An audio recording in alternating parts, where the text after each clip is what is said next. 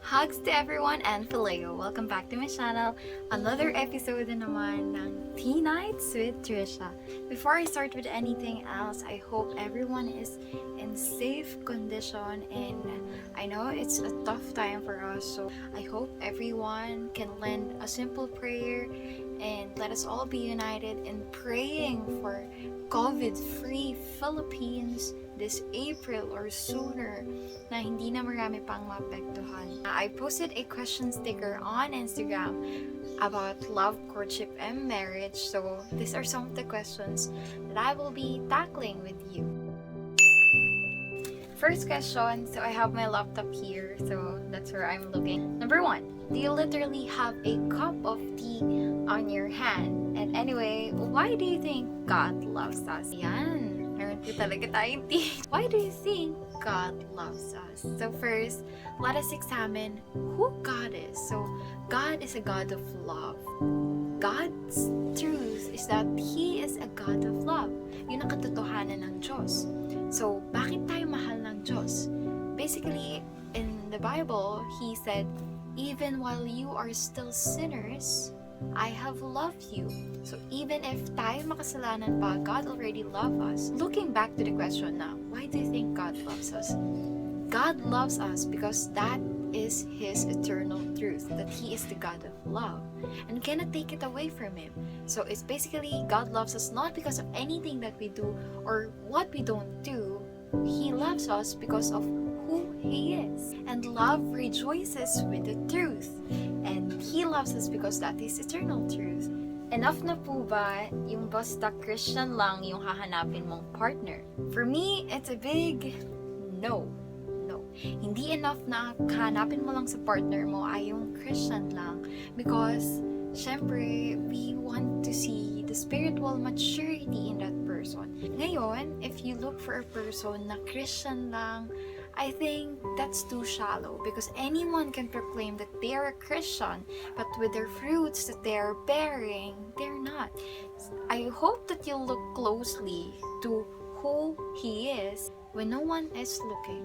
So, do you think He is the kind of person that will treat His parents with love, other people with love and service? So, that's great. So, we're not looking for a church boy. What we should be looking for is a godly man who pursues Christ more than you. In that way, basically, you're not just looking for a Christian partner. You're looking for a person who goes after God's own heart. I think that's beautiful. For another question, paano po mag-court, tita? Yeah, fellow titas out there. So, for me, personally, I don't know how to court someone because I haven't done anything courting, but I have experience being courted. I mean, that's not the point. So for ladies out there, I want to remind you that we are worthy to be pursued, and we are not the ones who is supposed to be pursuing other people. No, it's not the case. For me, the most important thing when you are courting another person is go back to the old school ways. So ano ba yung old school ways? So basically, number 1 is you are also courting her parents. Syempre, for me kasi relationship is a step towards marriage. And basically, you're not just really having dating or courtship just for nothing. You're also preparing yourselves for marriage. So, I think it's very important na legal kayo for both sides. At the same time, nakuha mo rin yung loob and yung trust ng kanyang mga parents. So, ayun, court her parents as well. Always build consistency. Consistency is the key. So basically, hindi mo lamang dapat ipakita sa kanya that you like her, that you court her, that you give her these things, affection, love. But even after everything that will happen between the both of you, I hope that you will be consistent in pursuing her until the end of time. Another thing to remind you in courtship stage is that you're also building your friendship. So, basically, first Psalm siguro, mas better if you're able to be friends at first than to be lovers already. Kasi dun mo mas nakikilala yung tao. Ay, ganito pala siya. Ay, ito pala yung gusto niya. Ito pala yung mga ayaw niya. So, at least, you will be able to easily communicate to each other sa courtship stage pa lang. So, for another question, I like this one. Is it okay for girls to make the first move? So, personally, it really depends on the concept of what do you mean by first move. For me kasi, the first move is like chatting. Chatting first, texting first, calling first.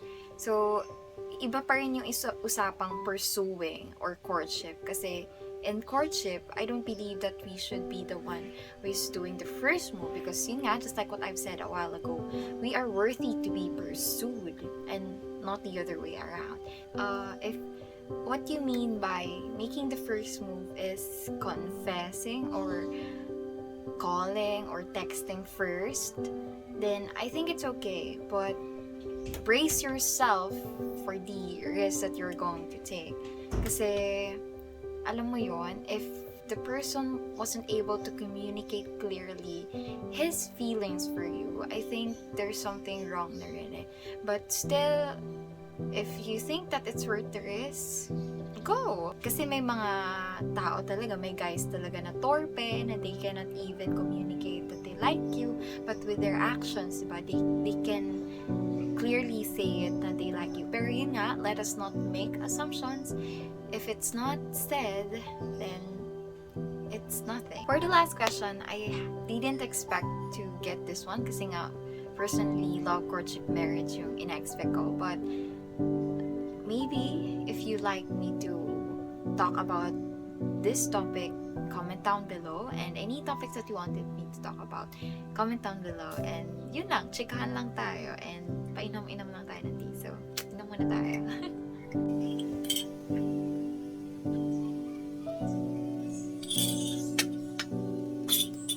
Dinagdagan ko siya ng...